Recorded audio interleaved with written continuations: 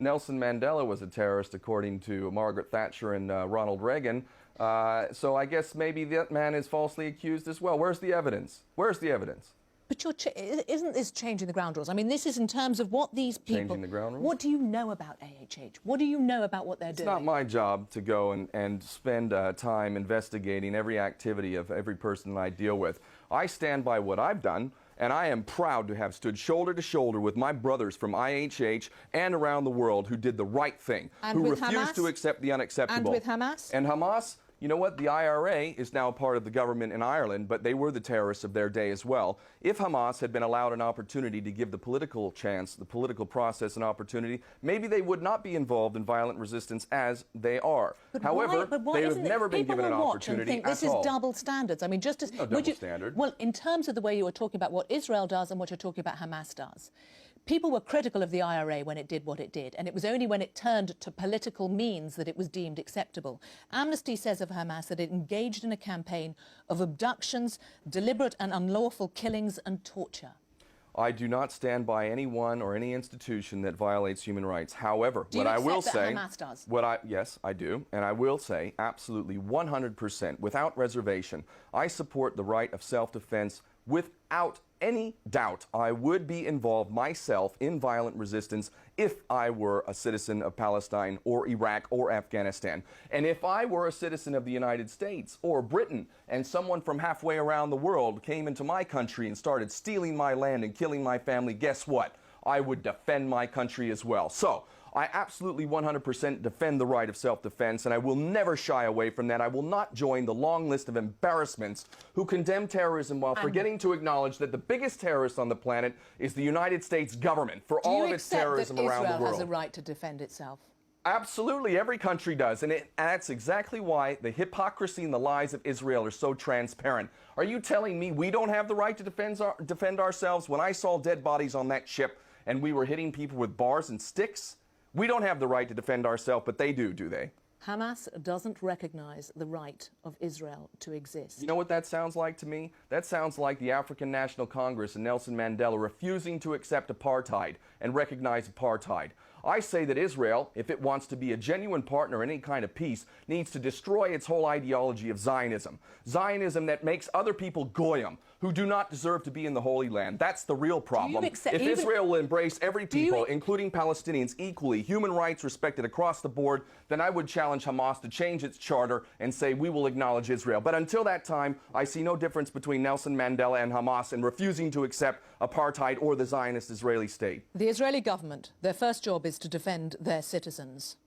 They have rocket attacks from Gaza. They have intercepted, in 2009, the Frankop holding hundreds of tons of war material for Hezbollah. In 2002, the Karine A holding dozens of tons of weapons for Hamas, sailing to Gaza from Iran. They are trying to defend their right to exist.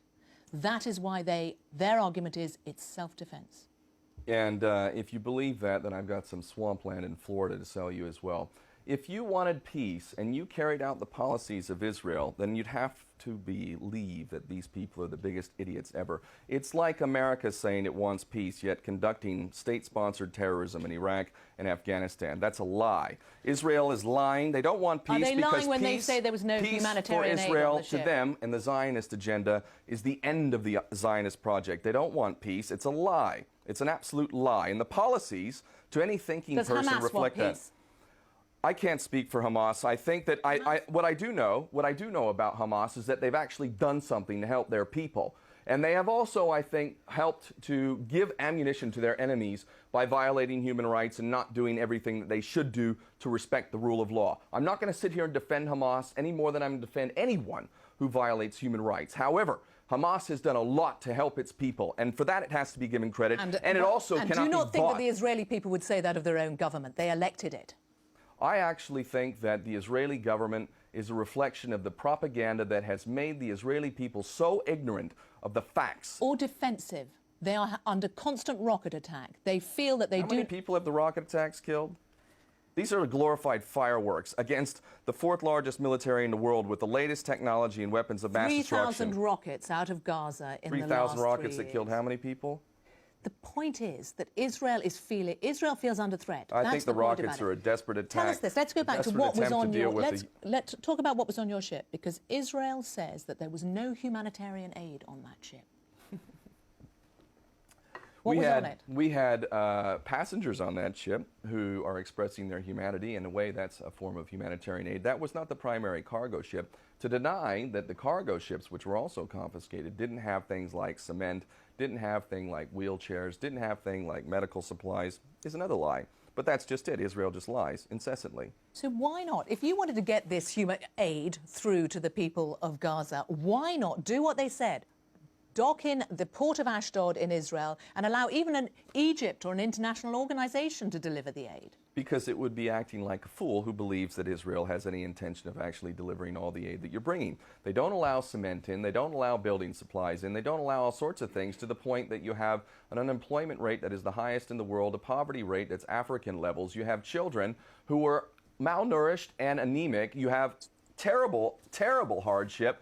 Obviously, Israel doesn't want to let all the supplies in that are required. So when Israel conducts this inquiry that it is into what happened... It's a farce and a joke, and we all know that. Even though it has David Trimble and Ken Watkin on it, the Canadian and Northern Ireland... Well, you discredit yourself now, David Trimble, don't you? You know? Sorry. If they asked you, would you give them evidence? Absolutely. I'm giving evidence right now. I have nothing to hide. Would you go back to Israel to give them evidence? I'm seriously considering that. Because you know what? There are thousands of political prisoners from Palestine, my brothers and sisters who I consider to be my family, who don't have the same opportunity that I do. They don't have that shining light on me. They don't have BBC interviewing me. Yet they're sitting there in prison, not having access to their family, and they're my brothers and sisters. So I'm thinking about it very, very seriously, even though I know there is no justice in Israel. Do you fear for your life? You've talked about the fact that you might be on some I believe in what Malcolm X said. When he was asked, what is the price for freedom? Malcolm said, the price for freedom is death. And if you're not willing to pay that price, then don't use that word in your vocabulary. And did you think you were going to die? Did you think you were going to die when you were on the Mavi Marmara? No, I thought we need to defend this ship. We need to succeed in this mission. We need to end this blockade. That was what was running through my thoughts. You used to be a U.S. Marine. You've moved quite a long way from that. Thank God for that. You burnt your American passport. I renounced my U.S. citizenship formally because I do not agree to the terms of citizenship. I refuse to pay into a tax system that's being used to commit mass murder, war crimes, and crimes against humanity. Your anger, how will you use it next? Based on love, and that's why I do what I do. How will you use it next? What will you do I've been next? involved in a project called Aloha Palestine, a social enterprise intending to do safe trade with Gaza, to bring in items counter to what Israel is getting from Britain and the United States, weapons of mass destruction, small arms and things like that, to bring in safe trade items such as things that are needed for the civilian population to live a decent life.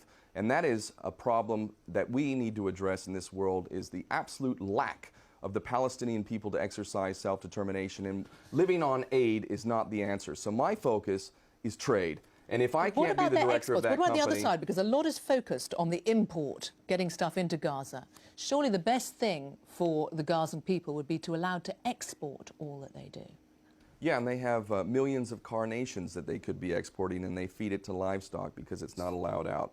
So, is that a security measure from Israel? So what do you do next? Is it another trip on a ship in to try to break the naval blockade, which will stay? You know, I have a family. I'm a father. I have a beautiful son, a beautiful wife, and I have some responsibility to them, but I have a greater responsibility to the world that I live in. I don't know that it's possible for me to not be on the next flotilla, and I'd really like to say publicly right now, Hugo Chavez, you need to be on that flotilla. Nelson Mandela, if you can possibly do it, you need to be on that flotilla. Anyone who's serious, who has any real influence in this world, who really cares about justice, you need to be on that flotilla. We will end this blockade, and that's where I intend to be, on that next flotilla. The chances of any of them going on that flotilla presumably were reduced when there was violence. Do you feel in any way responsible on the behalf of those on the ship for the violence that came from it? I feel responsible for defending that ship and the mission, which was intended to protect innocent civilians who are being collectively punished in a policy which would only be considered insane by any thinking, compassionate person. So it was worth it? It was absolutely worth it. We need to do it again. Ken O'Keefe, thank you for coming on Hard Talk. Thank you.